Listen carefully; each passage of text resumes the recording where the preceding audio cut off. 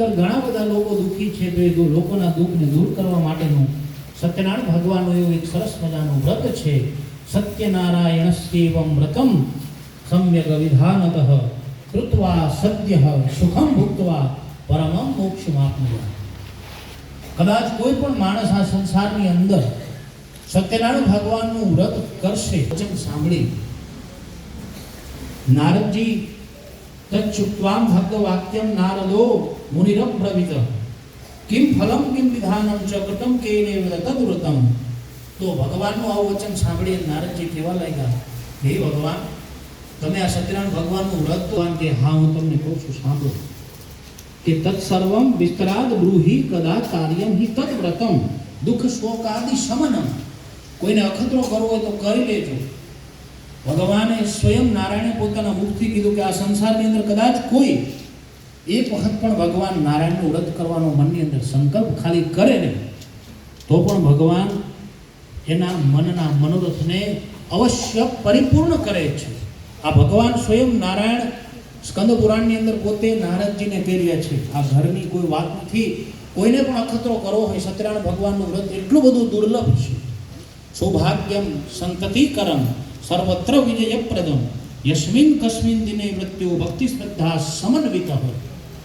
તો કે છે નારદજીએ બીજો પ્રશ્ન કર્યો કે હા, તમે અમને કીધું કે આ વ્રત કરી તો આ વ્રતનું ફળ શું મળે? ભગવાને કીધું કે આ વ્રતનું ફળ તો સૌભાગ્યની વૃદ્ધિ થાય, આપણા ઘરે સંતતિ ન હોય તો સંતતિની વૃદ્ધિ થાય. ભગવાન છે ધન ધાન્યનો વધારો કરનાર ભગવાન થાય છે. તો નારદજીએ પ્રશ્ન કર્યો કે આ વ્રત કરવા માટે કોઈ એવો નિશ્ચિત દિવસ ખરો? જો ઘણા બધા માણસોના મનની અંદર પ્રશ્ન હોય કે સત્યનારાયણ ભગવાનની એ આપણે વ્રત છે એ એકાદશીના દિવસે જ થાય, પૂર્ણિમાના દિવસે જ થાય, તો ભગવાને સ્કંદ પુરાણની અંદર કીધું છે કે યસ્મિન કસ્મિન દિને મૃત્યુ ભક્તિ શ્રદ્ધા સમન્વિત. કોઈ પણ દિવસે, સાંભળી લેજો, કોઈ પણ દિવસે આ એક જ વ્રત એવું છે કે તમે આ પણ ભગવાનનું વ્રત કરી શકો, મધ્યાહનના સમયે પણ ભગવાનનું વ્રત તમે કરી શકો. એ ભગવાને સ્વયં નારાયણ નારદજીને પોતે કહે છે યસ્મિન કસ્મિન દિને મૃત્યુ કોઈ પણ દિવસે ભક્તિ શ્રદ્ધા સમન્વિત. માત્ર ને માત્ર ભક્તિ અને શ્રદ્ધાથી જે માણસ ભગવાનનું વ્રત કરે છે તો શું કરવું જોઈએ? આ વ્રત કેવી રીતે કરવું જોઈએ? સાંભળી લેજો. ઉપવાસ કરવો જોઈએ. નારાયણની પૂજા જે માણસ ભૂખા રહી અને કરે છે, લક્ષ્મીનારાયણ ભગવાનની પૂજા, જો અત્યારે આ બેન આપણે ભગવાનને ચડાવી દે તુલસીના પાન, એવી રીતે, કારણ કે જે માણસ ઉપવાસ રહી સત્યનારાયણ દેવમ યચ્ચૈવ નિશામતે બ્રાહ્મણ બાંધવશ્ચૈવ, અને એક જ ભગવાનની કથા એવી છે જેટલા બને એટલા માણસોને ભગવાનની કથા જેટલા માણસો સાંભળે એટલું કથા કરનારને પુણ્ય વધારે મળે છે.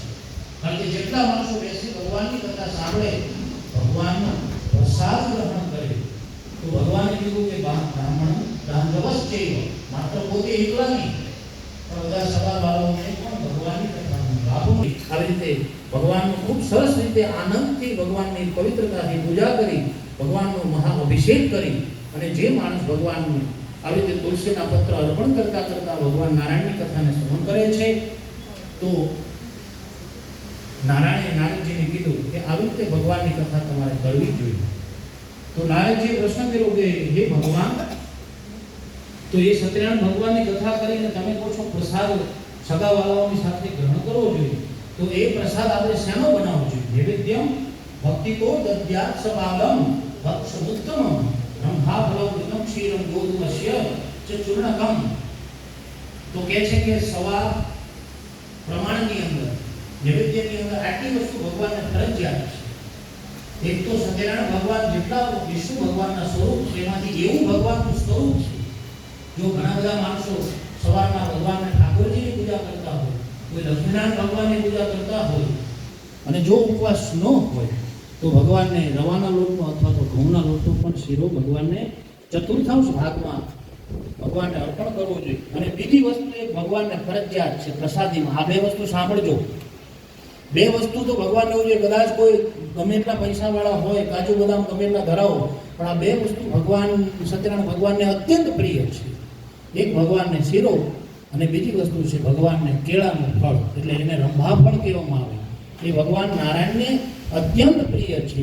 એટલે એ પ્રસાદી સોયા પ્રમાણમાં કરી અને ભગવાનને ધરાવવી જોઈએ. ભાવના હોય ભગવાનને ચોખ્ખું ઘીનો અર્પણ કરી શકે તો તેલનો પણ તમે ભગવાનને શીરો કરીને અર્પણ કરો તો પણ ભગવાન એટલા જ ભાવથી ગ્રહણ કરે છે. એટલું યાદ રાખજો, એમાં ભગવાને કોઈ દિવસ ક્યાંય પણ અતિશયોક્તિ બતાવી નથી.